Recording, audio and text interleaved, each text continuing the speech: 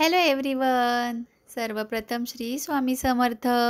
मी अर्चना स्तुतीच मराठी कॉर्नरमध्ये आपल्या सगळ्यांचं पुन्हा एकदा मनापासून स्वागत करते.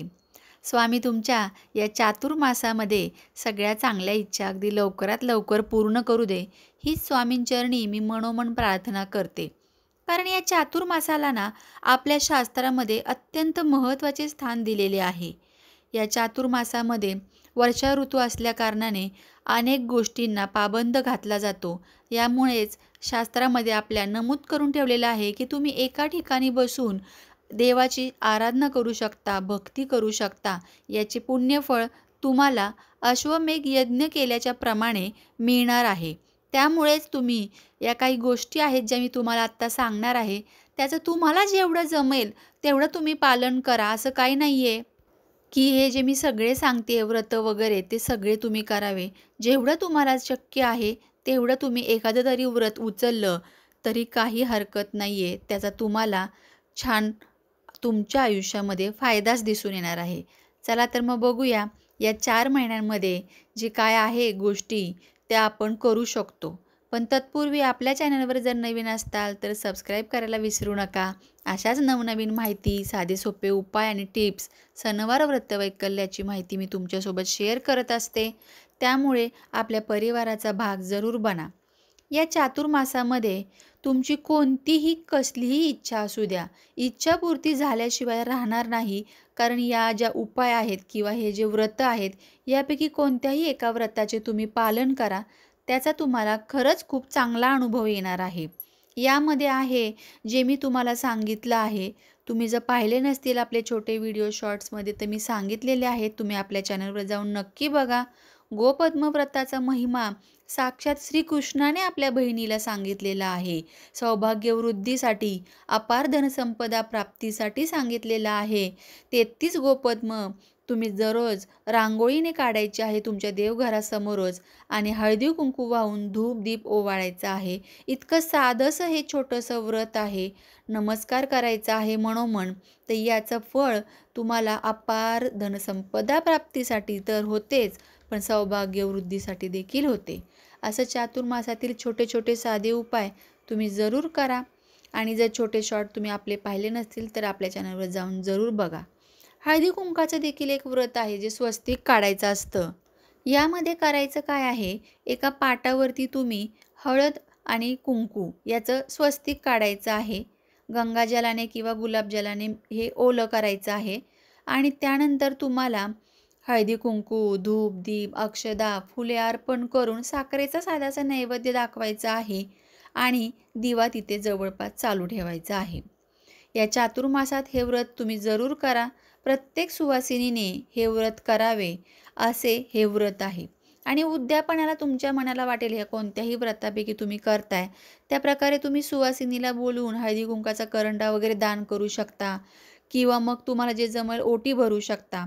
ज्या प्रकारे तुम्हाला जे मनाला तुमच्या वाटेल त्या प्रकारे तुम्ही 4 महिन्यांनी उद्यापन करायचं आहे. या उद्यापनाचं देखील काही जास्त मोठा असा विधी नाही आहे किंवा अवघड असं नाही आहे. यामध्ये आणखी एक केली जाते पूजा, ती म्हणजे तुम्हाला 5 सुवासिनींना रोज घरी बोलवायचं आहे. हळदी कुंकू लावायचे आहे. उद्यापनाच्या दिवशी 5 जणी घरी बोलवायच्या आणि त्यांना तुम्ही यथासांग जेवण जे आहे, जे काही तुम्ही बनवलेलं आहे, खीर, चपाती, खीर, पुरी वगैरे ती द्यायचं आहे जेवण आणि त्यांची ओटी भरायची आहे. दररोज 5 सुवासिनी नाही मिळाल्या तरी 1 सुवासिनी तरी बोलवा आणि त्यानंतर चातुर्मासाचे जे आहे समाप्त झाल्यानंतर तुम्ही घरी जेवायला बोलवा. यानंतर आकाशाची आणि धरणी मातेची तुम्ही पूजा करायची आहे रोज. यामध्ये पृथ्वी पूजा याला म्हटली जाते. यामध्ये आकाशाची देखील पूजा करायची आहे. रोज सकाळी लवकर उठून सूर्यदेवांना अर्घ्य द्यावे आणि आकाशांना पाया पडावे, नतमस्तक व्हावं मनोमन. यानंतर आपल्या देवाऱ्याच्या इथंच जमीन थोडीशी पुसून घ्यायची आणि पृथ्वी माता, धरणी माता मनोमन समजून हळदी कुंकू लावायचं, पावले काढायची, तिथे स्वस्तिक काढायचं आणि दूध साखरेचा नैवेद्य दाखवायचा आणि उद्यापनाच्या दिवशी आपल्या ऐपतीप्रमाणे ओटी भरायची पृथ्वीला आई समजून आणि याचा स्वीकार कर असं म्हणायचं. तू आमचं भार सांभाळतेस नेहमी, यासाठी धन्यवाद देण्यासाठी हे जे व्रत आहे याचा देखील खूप चांगला तुमच्या जीवनामध्ये सुवासिनींना अनुभव येतो खूप चांगला. यानंतर तुम्ही तुळशीचं अलंकार व्रत करू शकता. म्हणजे काय करायचं आहे, तुळशीला आपण घालतो तसे सर्व दागिने घालायचे. वरती पदर दिल्यासारखा एक असं तुम्ही चुनरी वगैरे लावू शकता किंवा छोटासा काठपदराचं कपडा जो आहे छान सजवून लावू शकता. मंगळसूत्र, नथ, बांगड्या, टिकली, आरसा, सिंदूर हे सगळं लावायचं आणि मग ओटी भरायची. उद्यापनाला ते सर्व दान करायचं आहे आपल्याला. हे एकदाच करू शकता तुम्ही, दर महिन्यातून एकदा 4 महिने हे तुम्ही करू शकता. चातुर्मासात तुम्ही एकादशीला श्रीकृष्णाला किंवा मग विष्णूला 108 तुळशीचे पत्र अर्पण करायचे आहे. किंवा मग तुम्ही दररोज 4 महिने नित्य नियमाने एकच तुळशीचे पान हे अर्पण करू शकता. यातील तुम्हाला जे जमेल, जे सोपं वाटेल ते तुम्ही जरूर करा. कारण तुम्हाला या गोष्टींमध्ये जे दिसतात साधे सोपे उपाय, पण या चातुर्मासामध्ये याचं फळ तुम्हाला खूप चांगल्या रीतीने अनंत पटीने मिळते. यानंतर रोज एक माळ फक्त जप करायचा आहे. ओम नमो भगवते वासुदेवाय, ओम नमो भगवते वासुदेवाय या मंत्राचा. रोज सकाळी उठल्या उठल्या विष्णू सहस्त्रनामाचे पठण तुम्हाला करायला जमत नाही आहे तर तुम्ही मोबाईलवर लावायचं आहे. विष्णू सहस्त्रनाम ज्या घरामध्ये लावले जाते त्या घरामध्ये निगेटिव्ह गोष्टींना वाव राहत नाही. नकारात्मकता आपोआप नष्ट होत जाते. अर्थातच या गोष्टी सगळ्या तुम्हाला हळूहळू इफेक्टिव्ह दिसतात.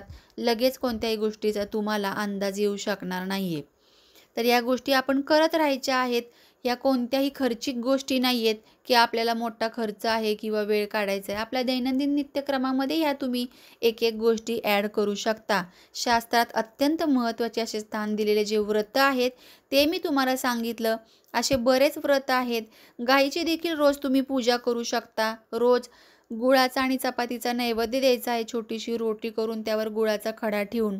जर दररोज गाय नाही मिळत आहे तर देवघरात आपण जी गाय वासराची मूर्ती ठेवलेली आहे, कुणी साधी मार्बलची वगैरे ठेवली आहे, कुणी पंचधातूची ठेवलेली आहे, कुणी चांदीची ठेवलेली आहे, तर पूजा करावी विधिवत.